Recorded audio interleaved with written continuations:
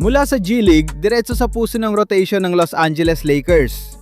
Mga ka-Lakers, usapuri ngayon ang biglang pag-angat ng laro ng kanilang two-way forward na si Drew Timme. Sa gitna ng pag-aanap ni Coach JJ Redick ng consistency mula sa bench, tila natagpuan ng nila ang kulang na piraso ng puzzle. Sa video na ito, hihimayin natin ang awesome reason sa likod ng tagumpay ni Timme at kung bakit binabago niya ang takbo ng laro para sa purple and gold. Alam nating lahat na sa halos buong season, nakadepende ang Lakers sa single big lineup. Ito man ay si DeAndre Ayton o si Jackson Hayes.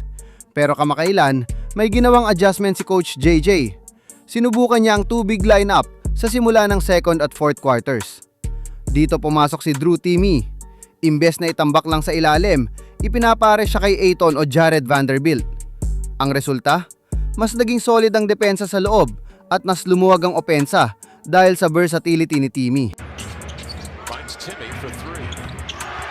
Pero ano nga ba ang sikreto sa likod ng kumpiyansa ni Timme?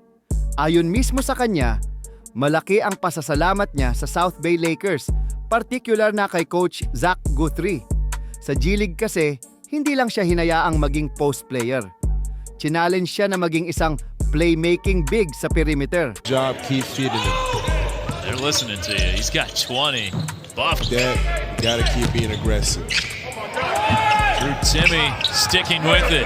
Sabi ni Timme, awesome na konektado ang dalawang team. Dahil sa sistema ng Lakers, handa siya kahit kailan tawagin ang kaniyang numero. Hindi lang siya scorer, siya ay isang decision maker na kayang mag-facilitate ng laro. Isang bagay na bihirang makita sa mga big man ngayon. Huwag tayong tumingin sa salita lang, tingnan natin ang gawa. Noong January 17th, laban sa Portland, nagpakitang gilas si Timme.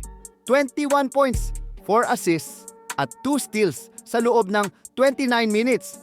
Kahit natalo ang team, doon napatunayan na kaya niyang makipagsabayan sa mga pro. At hindi lang yun, sa kanilang matinding comeback win laban sa Denver Nuggets, naging efficient siya. 4 of 6 shooting at may kasama pang 3. Ipinapakita lang nito na hindi siya takot sa malalaking moments. May nakakatawang kwento pa si Coach JJ bago ang laban nila sa Clippers. Tinanong daw siya ni Timme kung ano ang gagawin kung walang bakante sa play. Ang sagot ni Redick, "Nasa post ka, go to work.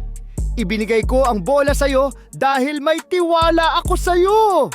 Kitang-kita ang tiwala ng coaching staff sa kanya at yun ang nagbibigay ng apoy sa kaniyang laro. On 4 coming back the other way.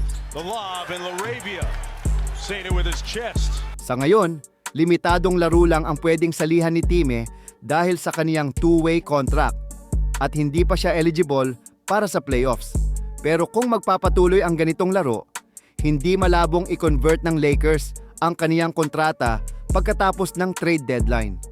Kayo mga idol, sa tingin nyo ba si Drew Timme na ang sagot sa bench scoring at playmaking ng team? I-comment ang inyong opinion sa ibaba. Ako ang inyong tagapagbalita. Huwag kalimutang mag-like, mag-share, mag-follow at mag-subscribe para sa higit pang NBA updates. Hanggang sa muli, peace out! This defender and score that and playing through contact, that's huge for the Zags.